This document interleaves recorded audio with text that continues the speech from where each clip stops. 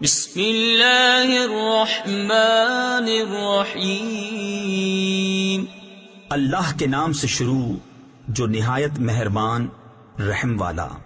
قل اعوذ برب الفلق من شر ما خلق ومن شر غاسق اذا وقب۔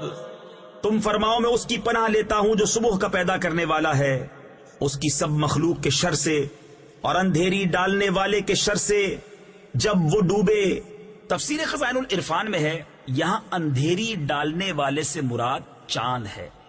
ومن شر النفاثات في العقد، اور ان عورتوں کے شر سے جو گروہ میں پھونکتی ہیں۔